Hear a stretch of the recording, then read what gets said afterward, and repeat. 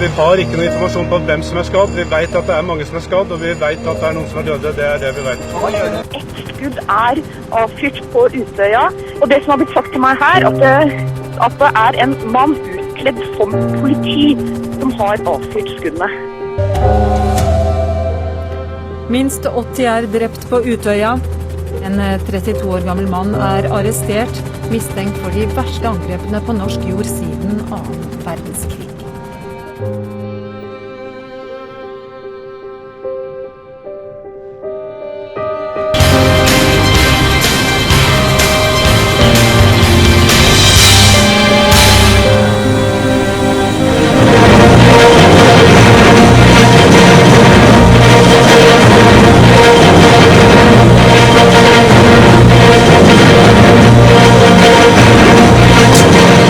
It's 8:52 here in New York. I'm Brian Gumble. We understand that there has been a plane crash on the southern tip of Manhattan. You're looking at the World Trade Center. We understand that a plane has crashed into the World Trade Center. We don't know anything more than that. We don't know if it was a commercial aircraft.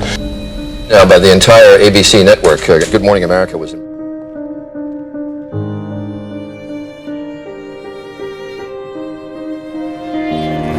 Men i fredags eftermiddag var det många som ringde sina nära och kära i oro och förtvivlan. Många mötte ju de röster som de kände igen. Det så var barnen eller familjen eller någon annan anhörig den älskade och kunde säga hej kära bror, hej mamma. Men det var några som fick söka sina anhöriga på sjukhus. Och det var några som aldrig man fått höra rösten på sina älskade igen.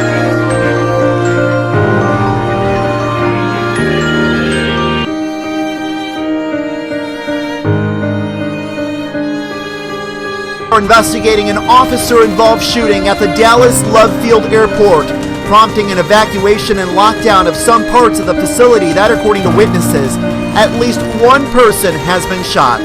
The incident happened just after 12 p.m. Central Time on Friday, when two bursts of gunshots were heard at Love Field Airport, but there was no immediate word on the circumstances of the shooting. It is believed to have happened in the baggage claim area. A video posted online by Brian Armstrong, a witness, showed what appears to be an officer-involved shooting, though it was not clear what preceded the shooting. Someone could be heard shouting, "Get back," as gunfire continued. One person could be seen on the ground, that according to witnesses. There was no immediate word on the condition of the person who was shot. Several people at the airport reported being put on lockdown and gates being closed. The immediate area has been evacuated. The effects on flights, if any, was not immediately known. This video posted online by a witness showed what appears to be an officer-involved shooting. Take a look.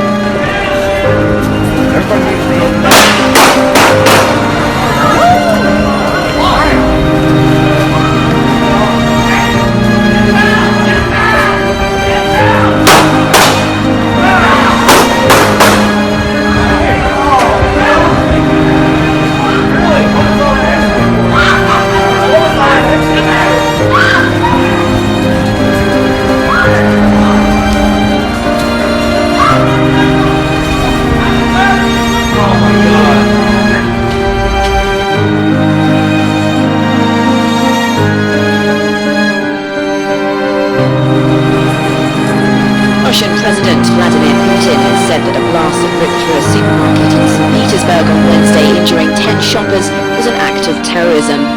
Nobody was killed in the explosion, and it was not immediately clear what the motive for it was. Putin was speaking at an awards ceremony in the Kremlin for Russian military servicemen and women who served in Syria. You know that yesterday a terrorist attack happened in St. Petersburg. And not a long time ago, federal security services thwarted another one. What would have happened if those thousands of Russian citizens who had fought with Islamic State in Syria had not been killed, were allowed to return home here, trained and were armed and well prepared?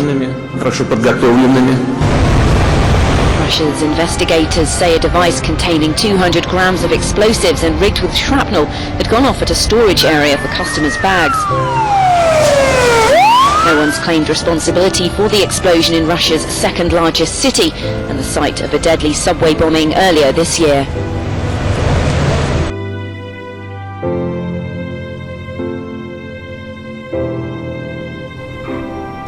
Coverage this afternoon with Tracy Savage. She's out in North Hollywood at the bank where it all began shortly after 9 o'clock this morning. Tracy? Well, Kelly, if you watched it on TV, you'd think you were watching a movie. It almost seemed unreal. Heavily armed men firing away with no apparent fear or care for human life. It all began at about 9 o'clock this morning when the suspects tried to hold up a Bank of America on Laurel Canyon. But police were there, and that's when things got hot. Here's what's happened, minute by minute. This was how it sounded. How it looked was even more unbelievable. A shootout like most in this city have never seen before. Here are the suspects, first spotted by news cameras, coming out of the Bank of America on Laurel Canyon in full body armor, commando-style dress. With assault rifles, the two leave a bank full of frightened and injured citizens and cops. They continue on their shooting rampage. It sounded like a jackhammer, and it just all of a sudden, Chuck here said it wasn't a jackhammer, AK-47.